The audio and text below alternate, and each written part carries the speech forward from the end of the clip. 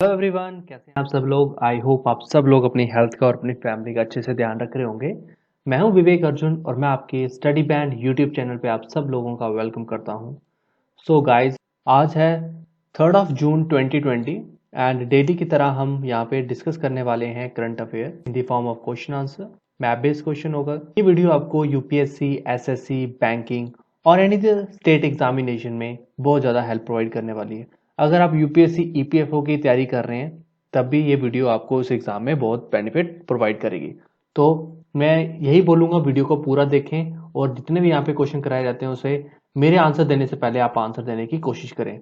अगर आप चैनल पे फर्स्ट टाइम विजिट कर रहे हैं तो चैनल को जल्दी से सब्सक्राइब कर लें। वीडियो पसंद आते हैं वीडियो को लाइक शेयर करना ना भूलें। चलिए इसी के साथ स्टार्ट करते हैं आज का फर्स्ट क्वेश्चन और बढ़ते हैं नेक्स्ट स्लाइड पे। Where is the headquarter of the south Asian association for regional corporation that is SAARC. तो गाइज आपने बताना है कि सार्क का हेडक्वार्टर हमें कहाँ पे देखने को मिलेगा। ऑप्शन देख लीजिए। ऑप्शन ए कहता है जर्मनी, ऑप्शन बी कहता है चाइना, ऑप्शन सी कहता है Nepal and option D is France.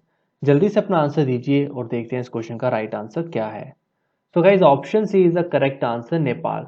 तो सार्क का जो हेडक्वार्टर है हमें नेपाल में देखने को मिलेगा। और नेपाल में कहाँ पे है? ये काठमांडू में आपको इसका हेडक्वार्टर देखने को मिलेगा।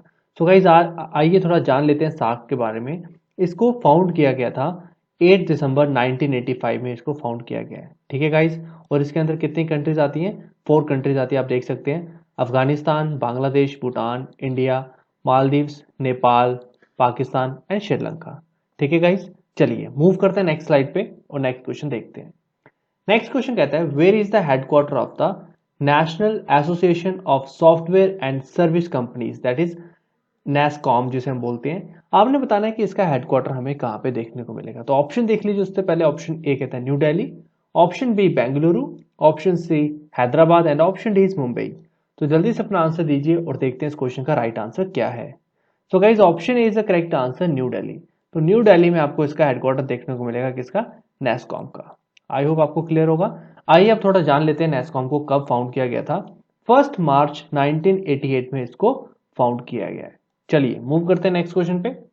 नेक्स्ट क्वेश्चन कहता है which bank has recently acquired a 24.19% stake in Dish TV in India limited, a corporation providing direct to home that is DTH television service in India. So guys आपने बताना है कि DTH TV इसके अंदर किस bank के द्वारा 24.19% stake recently खरीदे गए हैं, एक्वायर्ड किए गए हैं। तो ऑप्शन देखें। ऑप्शन ए कहता है एचडीएफसी बैंक, ऑप्शन बी कहता है आईसीआईसी बैंक, ऑप्शन सी कहता है axis bank, option D is yes bank. जल्दी से आंसर दीजिए और देखते हैं इस क्वेश्चन का करेक्ट आंसर क्या है। Option D is the right answer, yes bank. तो गाइस रिसेंटली यस बैंक ने 24.19 स्टेक को खरीदा है। आइए अब थोड़ा यस बैंक के बारे में जान लेते हैं। यस बैंक को फाउंड कब किया गया था? 2004 में इसको फाउंड किया गया है। और इसके सीईओ कौन है? प्रशांत कुमार इसके यस बैंक के सीईओ हैं। और इसका हेडक्वार्टर आपको देखने को मिलेगा मुंबई में। आज के टाइम पे इसका हेडक्वार्टर है। चलिए मूव करते हैं नेक्स्ट स्लाइड पे और नेक्स्ट क्वेश्चन देखते हैं।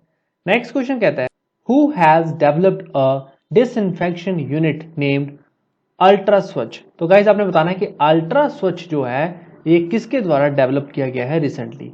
तो ऑप्शन देखें। ऑप्शन ए कहता है डीआरडीओ, ऑप्शन बी कहता है इसरो, ऑप्शन सी कहता है ICMR and option D is MHA.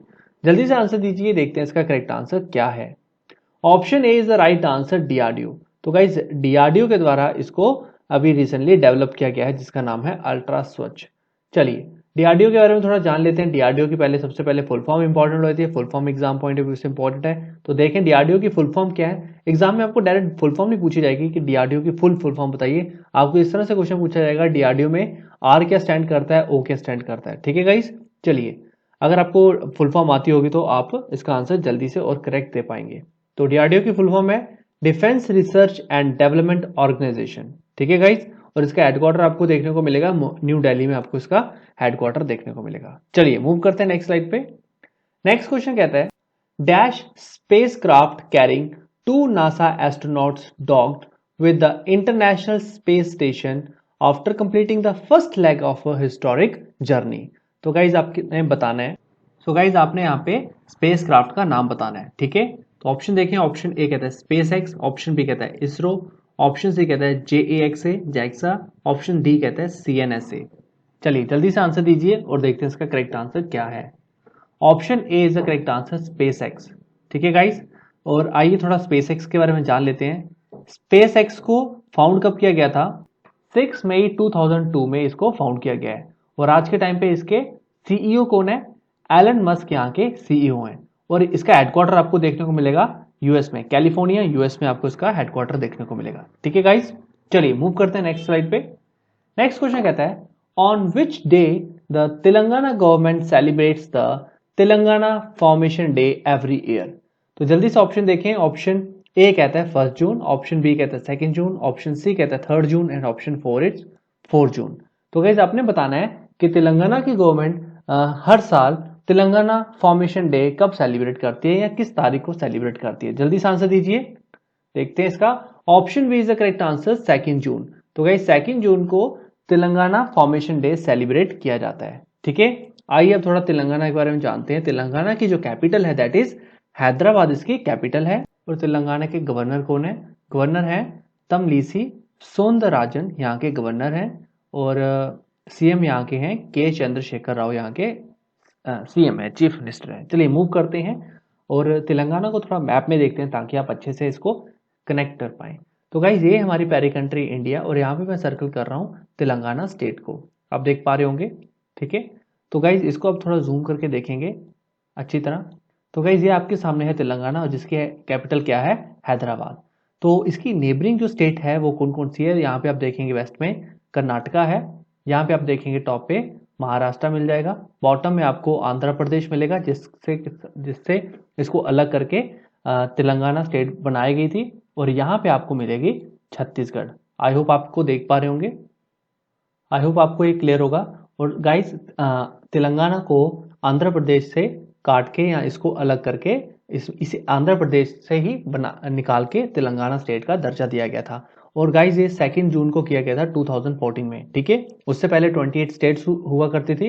On after 2 जून 2014 हमारे कंट्री में 29 स्टेट्स हो गई थी, बट अब फिर से हमारे कंट्री में 28 स्टेट हो गई हैं। ठीक है, वो क्यों हो गई हैं? जैसे कि आप लोग जानते हैं कि जम्मू एंड कश्मीर जो स्टेट थी उसको ब्रेक करके 2 यूटी में कन्वर्ट कर दिया, that is one is Jammu and Kashmir and another is Ladakh. I hope आपको ये क्लियर होगा। इसके बारे में मैंने पुरानी वीडियो में भी डिस्कस किया है, तो अगर आपको नहीं पता तो आप पुरानी वीडियोस देख सकते हैं। चलिए मूव करते हैं नेक्स्ट क्वेश्चन पे और देखते हैं नेक्स्ट क्वेश्चन क्या कहता है। नेक्स्ट क्वेश्चन कहता है name the technology platform that was recently launch by the PM Narendra Modi to create the smaller units big by solving their grievances, encouraging, supporting, helping and hand holding। तो guys आपने बताना है कि रिसेंटली उस technology उस platform का नाम बताना है जो रिसेंटली पीएम मोदी के द्वारा डेवलप की गई है, लॉन्च की गई है। तो ऑप्शन देखिए, ऑप्शन ए कहता है विजय, ऑप्शन बी कहता है विक्ट्री, ऑप्शन सी कहता है चैंपियंस, ऑप्शन डी कहता है विनर्स। तो जल्दी से अपना आंसर दीजिए और देखते हैं इसका करेक्ट आंसर क्या है। Option C is the right answer, champions. ठीक है गाइज, चलिए मूव करते हैं नेक्स्ट स्लाइड पे। एंड अभी तक अगर आपने चैनल को सब्सक्राइब नहीं किया तो चैनल को जल्दी से सब्सक्राइब कर लें। वीडियो पसंद आती है वीडियो को लाइक करें, शेयर करें। और नेक्स्ट क्वेश्चन देखते हैं। क्वेश्चन कहते हैं name the organisation which has recently launched the कोविड-19 technology access pool for equitable access to life saving tech. तो गाइस आपने बताना है कि किस ऑर्गेनाइजेशन के द्वारा रिसेंटली लॉन्च किया गया है कोविड-19 टेक्नोलॉजी असेस पूल को। ठीक है, तो ऑप्शन देखें। ऑप्शन ए कहता है WHO, ऑप्शन बी कहता है यूनेस्को, ऑप्शन सी कहता है FAO food and agriculture organisation, and option D कहता है वर्ल्ड बैंक। तो जल्दी से अपना आंसर दीजिए, देखते हैं इस क्वेश्चन का राइट आंसर क्या है। Option A is the correct answer, WHO। तो गाइस WHO के द्वारा, जिसकी फुल फॉर्म क्या है, वर्ल्ड हेल्थ ऑर्गेनाइजेशन, इसके द्वारा रिसेंटली कोविड-19 टेक्नोलॉजी असेस पूल को लॉन्च किया गया है। ठीक है, आइए अब थोड़ा WHO के बारे में जान लेते हैं। इसका हेडक्वार्टर आपको जिनेवा स्विट्जरलैंड में आपको इसका हेडक्वार्टर देखने को मिलेगा, और इसको फाउंड किया गया था 7 अप्रैल 1948 में। ठीक है गाइज, और 7 अप्रैल को हर साल हम as a world health day celebrate करते हैं। चलिए मूव करते हैं नेक्स्ट स्लाइड पे। नेक्स्ट क्वेश्चन कहता है on which day the global day of parents is observed globally every year. तो गाइज आपने बताना है कि हम ग्लोबल डे ऑफ पेरेंट्स हर साल किस तारीख को सेलिब्रेट करते हैं। ऑप्शन देखें, ऑप्शन ए कहता है 30 मई, ऑप्शन बी कहता है 31 मई, ऑप्शन सी कहता है 1 जून, ऑप्शन डी कहता है 2 जून। तो जल्दी से अपना आंसर दीजिए, देखते हैं इसका करेक्ट आंसर क्या है। Option C is the correct answer, 1 June. तो गाइज हर साल हम 1 जून को global day of parents celebrate करते हैं, ठीक है। चलिए मूव करते हैं नेक्स्ट स्लाइड पे। और गाइज मैंने अप्रैल मंथ की पूरे फुल डे की मैंने इंपॉर्टेंट डेज की वीडियो डाल रखी है। अगर आपने वो नहीं देखी है तो आप वो देख लें। और जल्द ही मैं मई मंथ की भी complete important days of May लेके आऊंगा, ठीक है। चलिए नेक्स्ट क्वेश्चन कहता है, on which day the world bicycle day is observed globally every year. तो गाइज आपने बताना है कि हर साल हम वर्ल्ड बाईसाइकिल डे किस तारीख को सेलिब्रेट करते हैं। ऑप्शन ए कहता है 31 मई, ऑप्शन बी कहता है 1 जून, ऑप्शन सी कहता है 2 जून, ऑप्शन डी कहता है 3 जून। तो गाइज जल्दी से अपना आंसर दीजिए, देखते हैं इसका करेक्ट आंसर क्या है। Option D is the correct answer, 3 जून। तो गाइज 3 जून को हम वर्ल्ड बाईसाइकिल डे सेलिब्रेट करते हैं। तो गाइज इसको साइकिल नहीं बाईसाइकिल बोलते हैं, ठीक है।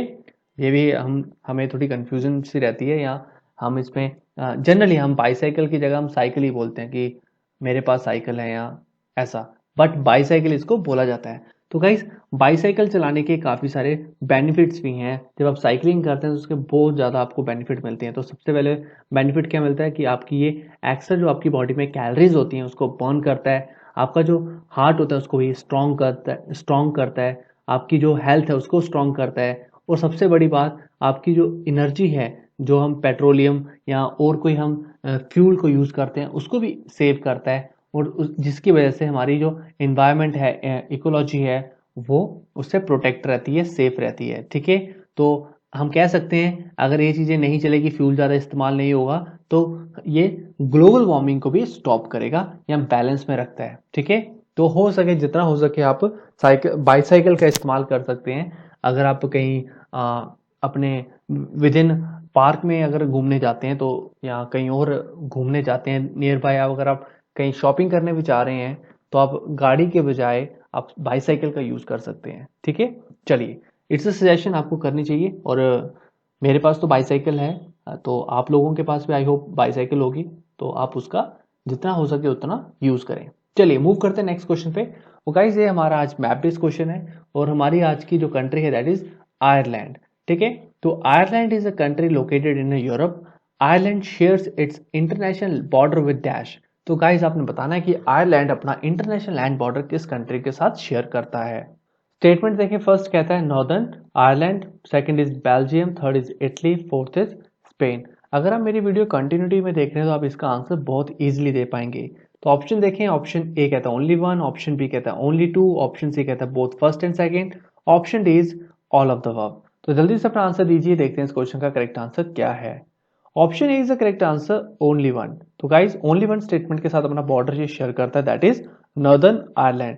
तो आयरलैंड अपना बॉर्डर शेयर किसके साथ कर रहा है? नॉर्दर्न आयरलैंड कंट्री के साथ। चलिए अब थोड़ा आयरलैंड कंट्री के बारे में जान लेते हैं। आयरलैंड की जो कैपिटल है दैट इज डुबलिन, इसकी कैपिटल है, और करेंसी यहाँ की यूरो है। तो यूरो है, और इससे पहले आयरलैंड की आयरिश पाउंड हुआ करती थी, बट अब ये चेंज होके यूरो हो गई है। चलिए मूव करते हैं और आयरलैंड को थोड़ा मैप में देखते हैं ताकि आप अच्छे से कनेक्ट भी कर पाए। तो गाइज ये है आपके सामने कंट्री आयरलैंड, मैंने सर्कल कर दिया, आप देख पा रहे होंगे। यहाँ आप ऊपर टॉप पे देख पा रहे होंगे, ये है नॉर्दर्न आयरलैंड, ठीक है, जो इसकी नेबरिंग कंट्री है। यहाँ पे आप देखेंगे इसको आयरिश सी के नाम से बोला जा रहा है। यहाँ पे सेल्टिक सी है और यहाँ पे अटलांटिक ओशन है इसके वेस्ट में। आई होप आपको क्लियर होगा और देख पा रहे होंगे आप क्लियरली।